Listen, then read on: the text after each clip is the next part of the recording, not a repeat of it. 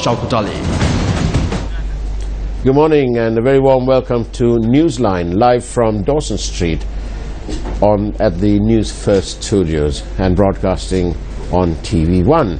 And joining me this morning is Bandula Jayasekara. Very good morning to you, Bandula. Good morning, Faraz, and happy anniversary. Oh, indeed. Thank you very much. Thank you. It's the third one, okay? And we're also joined by Mr. Jeevan Tyagaraja. Very good morning to you, Jeevan. Thank you very much, and good morning to you, Faraz. And Bandula. Very nice of you to have come early in time to meet us here. Pleasure. Jeevan, I want to ask you this. The 9+ Rajapaksa years, we won the war and we lost everything else. Would it be fair to say that civil society could have taken a tougher stance, or was civil society also sort of cowed under the fear psychosis? Good question. You're talking about a 9-year period. Yeah. I can speak for ourselves in terms of what we did. Yeah. There was never a moment that we were intimidated. There was either by way of orally or in writing by anybody during that time. Yes, but that would be direct. I'm talking about President Kumaratunga described it as a fear psychosis. It was all pervasive. It was there. It was there. Yes, there were markers, there were visible public incidents that occurred, etc. But I still maintain that there was space to do quite a few things. We were stoned. Yes. We had a Claymore bomb at one of our other places. The Sunday Leader newspaper was sealed, it was attacked. It was sealed during Chandrika Kumaratunga's time, and so it was a bit much for her to say that there was a fear psychosis on and the I worked Rajapaksas. that time and I lost my job. There you are. So don't you think that y'all could have been? It's a bit like these cabinet ministers today who say that we were reduced to a rubber stamp. Let me give you a counter response. We would run a bus once a week, if not twice a week, from Colombo 5 to Busa. And the bus would carry family members from other parts of Sri Lanka visiting inmates in Busa. We were dealing with people who were in custody taken under the PTA. Not necessarily a very popular thing to do. We did it for several months, if not a few years. Nobody ever came our way. I believe I probably am prejudiced by an old teacher, Neelan Thiruchelvam. My sense is in all of these things, it depends on how you engage with people. As long as you hold on to your beliefs, I'm not using the word principles, as long as you hold on to your beliefs, for better or for worse, and you're not in the face of the other, it is possible to navigate without compromising. That's my answer. I still hold on to that. People would say that maybe we had a charmed life because we were in somebody's pocket. Absolutely not. If I were to be permitted to be a little personal, I was told that the former president had asked, will this man actually help us? That is me. I have actually met him only 3 times in the 9 years that he was in office. For some odd reason, I was asked in addition to 2 others, to give an opinion on the impeachment of Shirani Bandanayake. My opinion for a while remained confidential.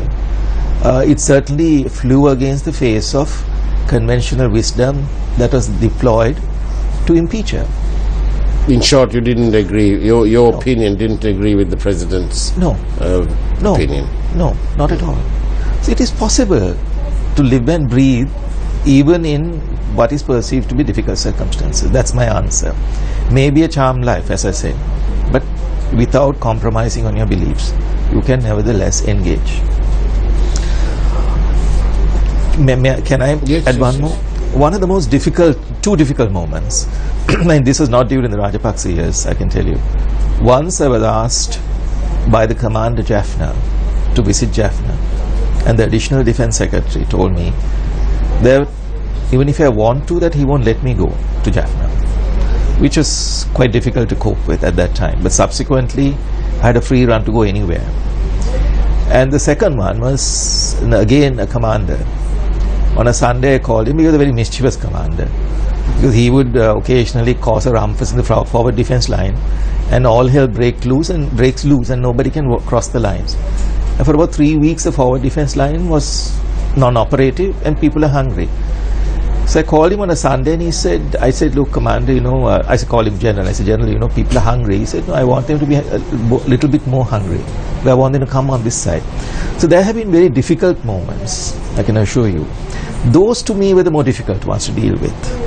The rest were not difficult to deal with, honestly. Really? Absolutely.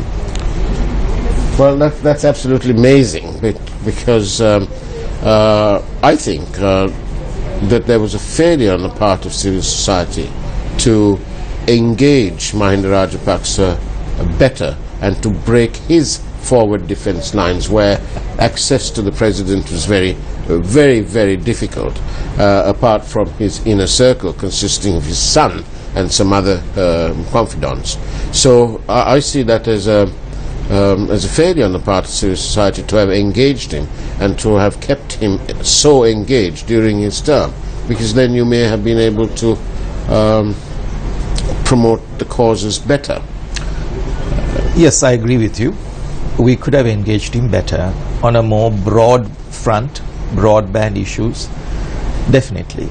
You also helped in tsunami related work, didn't you? Like I did. Rehabilitate. We did. We did across the country. Is there a danger that civil society again is sort of standing by, not being as proactive as I'm hoping you all were in those 9+ years? Is there a danger that that is happening now? Okay, my answer is slightly odd, maybe it's slightly convoluted. Generally speaking, civil society has this tendency of forgetting too fast. They get into a comfort, they scream, shout, they are on the front pages for a while. Then they go back and imagine that governance will take over and run a very steady course, and everything is hunky-dory. That's the carelessness we have displayed well over 2 to 3 decades. But it's not like that, though, is it? There are still people in camps. The people in the camp just outside Puttlam, the people from Manna, just in case, you do remember that, don't you? Of course. Well, there you are. They're still in that camp. Yes. And they don't have as an effective a PR mechanism as the others do from the north and northeast.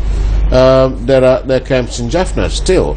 The bulk of these people who came to the camps have obviously have gone away now, to be resettled hopefully and so on. But there are others, and it seems to me that there is not as the same urgency for them as there was when it was big news, and where it was 300,000 people and so on, and everybody was flying in, out and sideways and falling over themselves in trying to grab the headlines.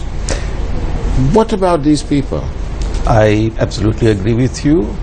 The displaced in Puttlam, formerly from Manna, are a forgotten lot. Yeah. That's actually correct. May I also add another dimension to my response in terms of, within quotes, civil society? Are we the civil society of Sri Lanka? Or are we the English-speaking, Western province-based, Colombo-centered civil society? But I was trying to ask that question. I think that's yes. I think that's what y'all are. Yeah. Because my question was going to be, how removed are you from the misery and the suffering of the people in these camps when you're seated in Colombo 7 in air-conditioned 24,000, 48,000 BTU offices? That's my. It doesn't mean, I don't mean that you should be having a little fan, table fan and so on, but what's the delivery? You have all these comfort zones, but those people out there, Jeevan, I was there a couple of weeks ago. It ain't pretty. I'm sure. I'm sure.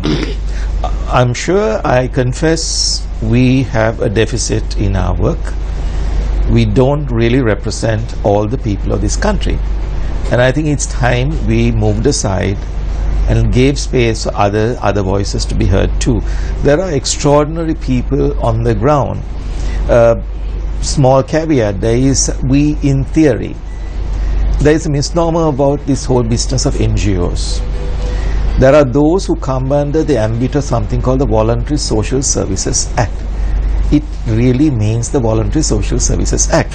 But the extraordinary part about this, the Act itself has very little to do with the voluntary social service. In fact, only the last paragraph of several pages of the Act makes any definition about voluntary social service. Then there are other non-profits registered under the Register of Companies who are not involved in voluntary social service. One has to dig a little deep into, within quotes, who the civil society is. Those involved in actual social service, they are the people on the ground who connect with, they're born from, they come from the community. And it's to add to that, Jeevan, for us, we were there at our V Awards. It was amazing to see what they have been doing. Like, it was wonderful. We had a Sri Lankan Sinhalese priest, we had a Sri Lankan Tamil priest who were doing amazing social service. Sure. I thought, I wish you could attend it next year. That was really heartening what these people were doing, and they were recognized at this V Awards. Absolutely. These are the people you're talking from Ampara, from Matara, That's right. from the east, what these people were Correct. doing. Again, we are the recipients, we are the ones who have used resources, we are the ones who may have deployed the resources. But over a period of 2 to 3 decades, there was something called funding cycles, which has really distorted the sector in terms of what it stands for. In some other countries, let's say for India, some parts of Pakistan, definitely Bangladesh, the Philippines, but a little bit of Indonesia, some parts of Africa, that's where you see civil society working with community groups. Like the Narmada Dam in India. Absolutely. Now, I know that all this leads to the government in the end. The government haven't given us the land back, the government hasn't done this, and the government hasn't done that. So, after the break, when we come back after the break, perhaps you will explain to me why it is that the civil society people can't get involved, forget the government at the moment, and use funding to play a significant role in alleviating the people in the camps, their misery. So on that note, we'll take a short break. Do stay tuned and come back to Newsline.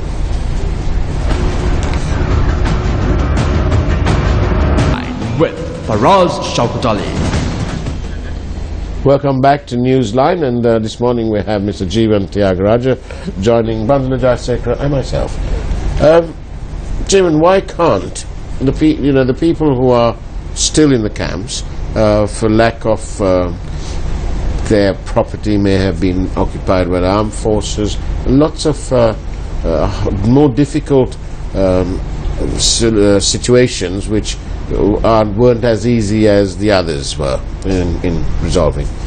Why can't civil society band together and actually rehouse them? Okay, so sorry, we can't give you your land back because there's a problem. But whilst you're waiting, you don't have to wait in the camp. Come and let's get you some land. Why can't that be done? Yes, surely there's enough and also, money. Jeevan, you headed this consortium of humanitarian agencies. You chaired it. So this is what I think Faraz is asking. Yeah. Whether you all can work together. The kind of resources available to apply, human and otherwise, does not exist anymore. However, it's a different time, and I agree with Faraz and with you, Bandula, in saying that this is called protracted displacement. The derogatory term is old caseload. There is a forgotten old caseload. These are human beings in very pitiable circumstances.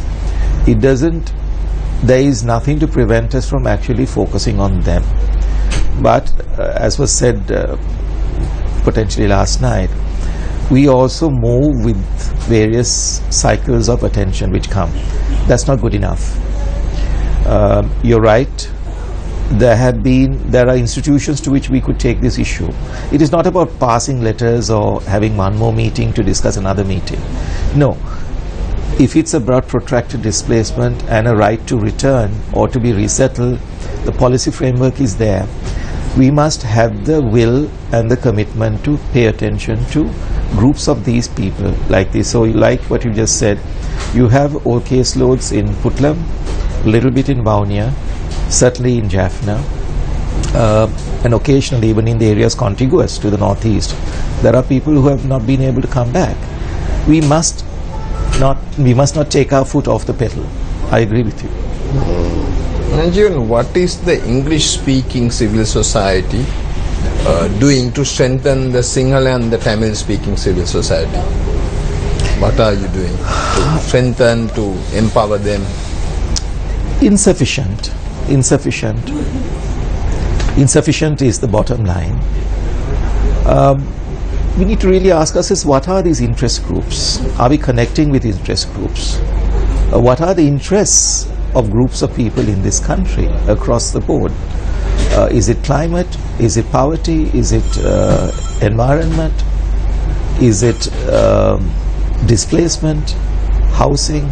Education? We haven't honestly come to grips of the voices of those small groups. That's the truth. So, have you got any plans to reach out, or what are your plans? One way to go, yes. Of course, I've reached out to the Social Services Secretariat. It's in two places. The Register of NGOs is in one ministry. The Social Services Secretariat is in another ministry. That's the Social Services Ministry. Yes, we have reached out.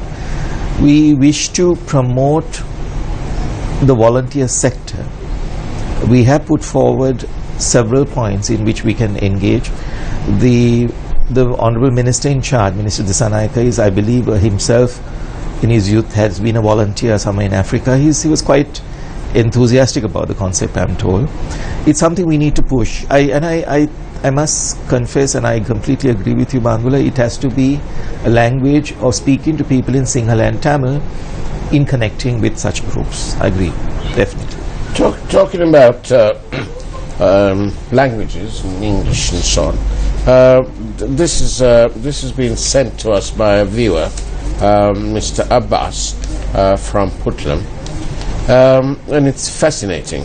It's an invitation from a school in Puttlam. They cordially invite people. There's one guest who's described as a distinguished patronage of. Then there's a chief guest. Then there's a guest of honor. Then there are special guests. Then there are special honorary guests. And there are honorary guests. And there are special distinguished guests. And then there are distinguished guests. All because they need to honor, or what do you call it, to felicitate various people. Or satisfy their egos. It's ridiculous. It's merely a sports meet. The chief guest should have been. And just imagine there. For us the plight of those children. All Indeed. These people might be asked to speak. To speak, yes. And they, instead of celebrating their sporting achievement, they've been trying to celebrate somebody's ego. I just thought that we'll mention it. Thank you, Mr. Abbas, for sending that. There is really a need for a better English sort of school or centres. Yes, more than that, I mean, you don't need to worship all these people, and especially we have also discussed even that using school children to welcome politicians and all. I think that should be banned in this country. What are your thoughts on that? No, I saw that, and I think it's the use of a school function to felicitate all manner of worthies who are not in school. I think the wrong place, wrong time, and it's an abuse of a school event, especially a sporting event. Of course. What can the mainstream media, for example, do to help civil society people to solve the problems of the displaced? Quite simple. And I'm not being facetious. The media are the eyes and ears of the issues of the people of this country. You all can be very good at challenging us in saying, look, these are the contemporary issues of the day, what on earth are you all doing? You could also keep us in check. You could also hold us to account.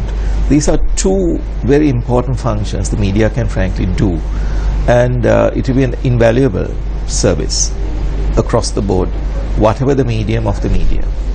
Sometimes, Jeevan, the civil society, then they get hurt when media. I mean, it's very interesting the way you're speaking. Speaking very diplomatically. It's very much appreciated. There are vacancies. Mangal is looking for people like you. But some of these people. I mean, example. I mean, I'll try to be diplomatic as you are when certain people call peace merchants at one time. See, they get hurt. I mean, maybe it should be constructive criticism. I agree. So, but it's very welcome. We really welcome what you said. No, it's a fact. I'm not being, in a sense, I'm not being diplomatic this morning. Like when you all say, look, we have a group in Putlam who have been forgotten, and I'm reminded of all work we've done in Putlam. And there's still people in Shunakam. Yes, absolutely. And then there's only, did you know that in Jaffna, there's only 2% of the population who have access to pipe-borne water? Did you know that? I didn't know about the percentage, but I know of the catastrophe that is waiting to happen in terms of what's happening to the water underground. Yes. And that's a devastating one that's coming. And also I think in Jaffna, I mean, you need counseling, because I know they need a lot of sports facilities. The youth, because they went through difficult times. I think improve the sporting facilities, because they need things to do there. Yeah. So those are also very important things. So are you going to launch a campaign later on as you leave these offices to shut down the camps set yourself a achievable target, 30 days, and come back on the program? Shutting down may be a formidable task, but certainly taking up the issue, an Indian phrase is social action, litigation. I'm not talking about litigation. But it is possible to take up the case on behalf of these people. In fact, being slightly sort of technocratic about it, there is something called a Resettlement Authority Act, and there is an authority. The powers of that authority is to present the issues of the displaced. Why don't we forget all that and take people power? It is people power, the Arab Spring and all that business. And in this case, we're not talking about toppling anything. We're only talking about giving these people who are still in camps and who have to, it's like 40 people sharing three toilets in Shunakam. It's awful, Jeevan. Why can't we forget all about this act and that act and this body and that body and this minister and that deputy minister and this prime minister and that president and so on, and just get together? And there's nothing to stop anyone from doing that. No, there's nothing to stop us. Yeah. It just needs to... What needs to be done to start it? One thing we must do is not to give false expectations to people. We've done it over and over again. People they become the subjects of our fascination, inquiry, research, study. They've been studied and researched over and over again. There are 500 homes, just for your information, that's standing empty in Akaraipattu, courtesy the Saudi Arabian government. That's correct. $15 million US, not even a dog lives there. Yeah, I agree. I've heard of There's that. 500 there. Could start. That's a good point. But also, like Farah said, they have suffered for years and years. Yes, it's almost inherent, their suffering. Yeah. It's not acceptable, is it, Jeevan? No, not at all. And like the municipal is celebrating 150 years with millions of rupees, but these people are I certainly will go into this issue of the protracted displaced, the pockets. Yeah. Unfortunately, I'll have to use institutional channels when I say go before, but I certainly will trigger fairly rapidly. And I'm sure the media will back you for that. Certainly. Yes, I mean, I can't see a problem in the media not supporting because this. we are the people's channel for us. Of course we are. Jeevan, very quickly, what did Prince, His Royal Highness Prince Hussein, what did he achieve here? He got to know directly from the President and the Prime Minister what their interpretation, operational interpretation, was of the joint resolution which was passed in Geneva. Operational interpretation. In addition, I think he got the views of Mr. Sambandhan, Mr. Vigneswaran, and I believe other activists in the country. More of an interim look at the progress since the resolution, and some clarification from him on whether his office would be insisting on hybrid international judges, etc. I think that's my reading of his visit. Let's see. A viewer has just sent a question, so we'll quickly ask you. We've got last 1 minute. He says, are these people staying there, as in the camps, by choice for commercial reasons? No, or economic reasons? Not at all. Not at all. These are deplorable circumstances, hardly comfortable, and no amount of money can frankly compensate for the conditions. So it's not an attraction. So hopefully, Jeevan Tyagaraja, you'll come back in, say, 30 days, and will you give us the report card? Absolutely. And all I'd be this, happy. for us, these people are suffering while certain doctors and certain people are fighting for duty-free permits. Indeed, indeed. This is the tragedy. That is the tragedy that we are currently living with. So, Jeevan Tyagaraja, thank you very much for coming on Newsline. We appreciate your presence. We look forward to having you here in another 30 days. Listen up, Arshana. Pleasure as always. Thank you. Thank you. And Vandana, thank you very much. Thank you, Faraz. And on that note, we'll wish you a very good morning. Thank you for watching Newsline. Do follow us during the week. Take care and God bless.